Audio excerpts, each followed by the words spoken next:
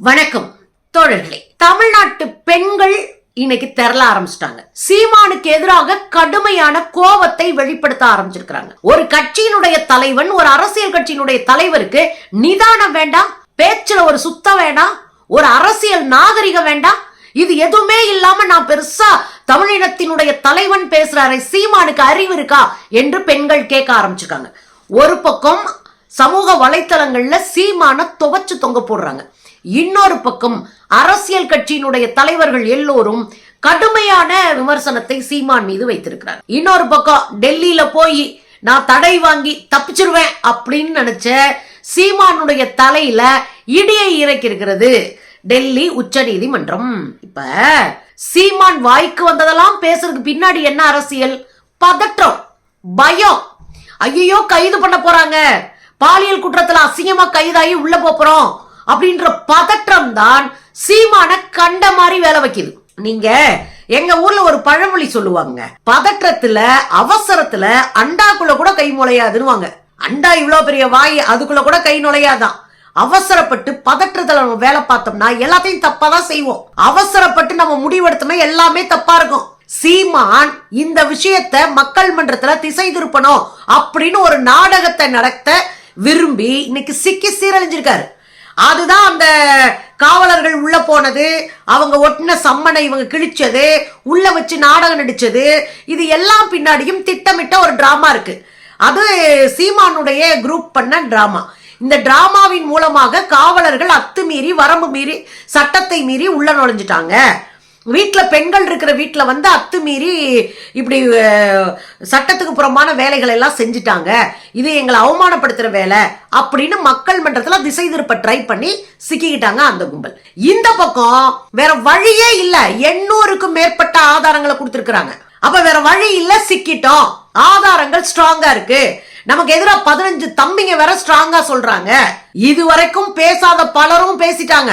ஐயநாதன் தோழர் உங்களுக்கு தெரியும், இந்த கட்சியிலேயே நாம் தமிழர் கட்சியில தொடக்க காலத்துல இருந்து பயணிச்சவர்.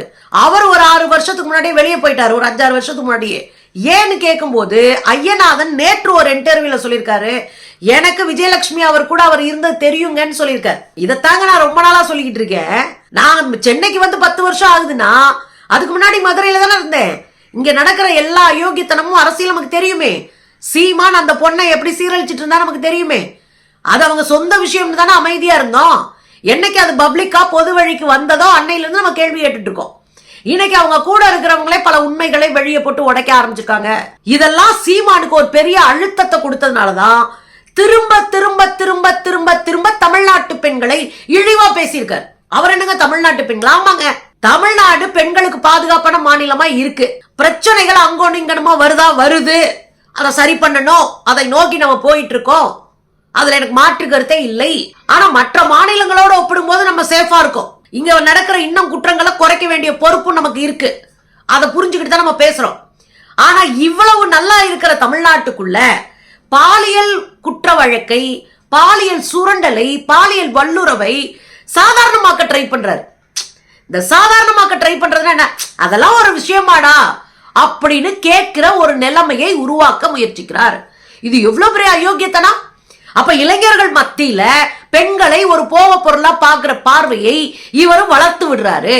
இளைஞர்கள் மத்தியில பெண்களை நீங்க எவ்வளவு அவதூறும் பேசலாம், எவ்வளவு கேவலமாவும் பேசலாம், கையில ஆதாரமே இல்லாம உருட்டலாம், நீங்க பாட்டுக்கு பண்ணுங்கடா, நம்ம மேல பண்றாங்க அப்படின்னு கேடுகட்டுத்தனமா கிளப்பி விட்டதே இந்த சீமான் தான். அதனாலதான் சீமானுடைய கட்சியை சேர்ந்த தம்பிங்க எல்லாரும் எங்களை எல்லாம் அரசியலா சமாளிக்க முடியாம விபச்சார பட்டம் கட்டிக்கிட்டு உட்கார்ந்துருக்கானுங்க. இதுக்கெல்லாம் பயந்துகிட்டு இருந்தா அரசியல் நிக்க முடியுமா? நாங்க பாலியல் குற்றவாளி உங்க ஒன்னனே நெஞ்ச நிமித்திக்கிட்டு பத்திரிகையாளர் சந்திப்புல கூச்ச நச்சை இல்லாம தமிழ்நாட்டு பெண்களை கேவலப்படுத்துறாரு.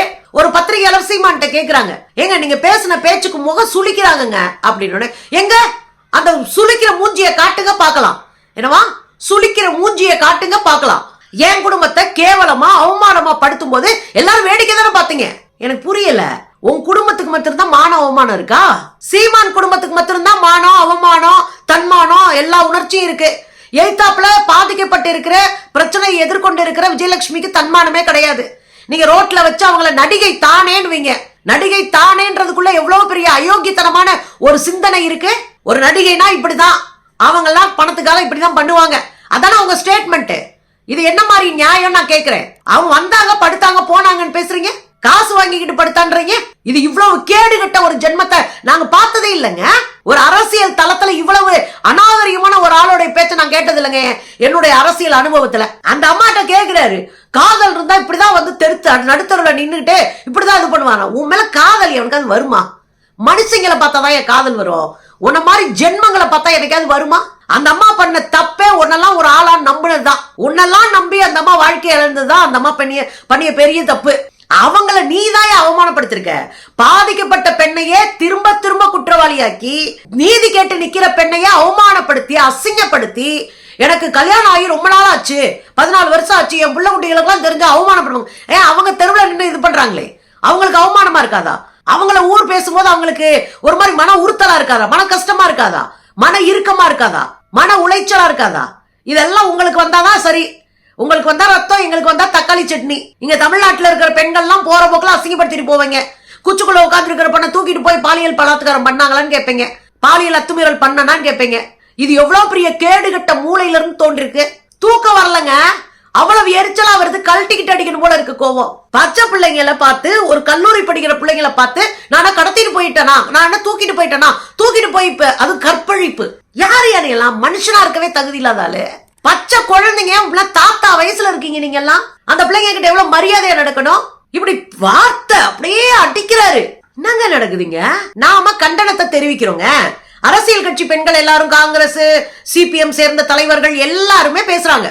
நாம உட்பட எல்லாரும் கண்டிக்கிறோம். இப்ப எல்லாரும் சமூக வலைத்தளங்களையும் தொலைக்காட்சிகளையும் அவங்களுக்கான வாய்ப்பு இருக்கிற இடங்கள்லாம் கண்டனத்தை தெரிவிக்கிறாங்க. கண்டிச்சா கண்டிச்சுக்கோ, முகம் சுழிச்சா சுழிச்சுக்கோ. இது ஒரு தலைவனுக்கான அழகா நான் கேட்கிறேன். ஒரு தப்பு பண்ணிட்டேன்னா அதை சரி பண்றதுக்கு முயற்சிக்காம மேலும் மேலும் தப்பு பண்றது பயத்தினுடைய அறிகுறி, பயத்தின் வெளிப்பாடு. திரும்ப திரும்ப திரும்ப திரும்ப தப்பு பண்ணிட்டு ஐயோ ஐயோ ஐயோன்றது என்னது? இதுக்கு தாங்க அங்க உச்ச நீதிமன்றத்துல வேற லாபி பண்ணிட்டு இருக்காரு. உச்ச நீதிமன்றத்துல பாஜக காலில் விழுந்து அங்க யாரையாவது புடிச்சு செய்யலான்னு ஒரு வழக்கறிஞர் டீமே அங்க உட்கார்ந்து வேலை பார்த்துட்டு இருக்கு. எங்க உச்ச நீதிமன்றத்துல அங்க இடி விழுந்திருக்கு. இப்போ என்ன அவசர வழக்காக இத இவர் வழக்கு கொண்டு போயிருக்காரு. ஒரு வழக்கு அவசர வழக்கா பதியணும்னா அந்த வழக்கு இந்த சமூகத்துக்கு ரொம்ப முக்கியமான வழக்கா இருக்கணும். ஒரு ஆட்சி மாற்றத்தை உருவாக்கக்கூடியது அல்லது ஒருத்தருடைய உயிரே போகக்கூடிய ஒரு சூழல்ல ஒரு வழக்கு இருக்கு. இந்த மாதிரி அவசரமா எடுக்கணும். ஒரு மந்திரி மீதான ஒரு விஷயம் இப்படி அவசரமா எடுத்தே ஆகணும்ன்ற வழக்கு தான் அவசரமா எடுப்பாங்க. நீ ஒரு பாலியல் குற்றவாளி, பாலியல் பலாத்காரம் பண்ணிருக்க, பாலியல் சுரண்டலை நிகழ்த்தி இருக்க, இந்த வழக்கை கொண்டு போய் அவசரமா விசாரிச்சு சென்னை உயர் நீதிமன்றத்துக்கு தடை விதிக்கணுமா விசாரிக்க? என்னது என்னது? பழைய வருஷம் பழையது அப்படின்றீங்க. அவர் கொடுத்திருக்கதா அப்படிதான். 14 வருஷத்துக்கு முன்னாடி பழைய கேஸ கொண்டு வந்து என்னை போட்டு வேணும்னே பொலிட்டிக்கலா இது பண்றாருன்னா அவர் கொடுத்திருக்காரு. அங்க அவர் அபிடவிட்டா அப்படிதான் தாக்கல் பண்ணியிருக்காரு. அதுல என்ன பிரச்சனை இருக்குன்னா, தோழர் நிரஞ்சன் பேசும்போது ரொம்ப நல்ல ஒரு கருத்தை சொல்லியிருந்தாரு. என்ன பேசியிருந்தாருன்னா, அங்க கேட்பாங்கல்ல, ஏங்க இவ்வளவு நாள் கழிச்சு இந்த பழைய கேஸ இங்க கொண்டு வர்றீங்களே, ஏற்கனவே அவங்க உங்களை பத்தி பேசினாங்க, அவதூறு பரப்புனாங்கன்றீங்களே, அப்ப ஏன் நீங்க அவதூறு வழக்கு பதிஞ்சிருக்க கூடாது கேட்பாங்களா இல்லையா? ஏன்னா நீ சிக்கிருவ, அதனால நீ அவதூறு வழக்கு போடல, அதனால அவதூறு வழக்கு ஏன் பதிஞ்சிருக்க கூடாதுன்னு கேட்பாங்க. அதுல சிக்கிருவாரு. ரெண்டாவது, இந்த மாதிரியான வழக்கெல்லாம் அவ்வளவு அவசரமா எடுத்தெல்லாம் முதல்ல இது கொண்டு வர மாட்டாங்க. மூணாவது விஷயம் என்ன அப்படின்னா, பாலியல் குற்றச்சாட்டு வழக்க விசாரிக்கும் போது இதுக்கு முன்னாடி நடந்தது, அதுக்கு பக்கத்தில் நடந்தது, நேத்து நேரம் என்ன பேசினாரு எல்லாத்தையும் தானே கையில எடுப்பாங்க.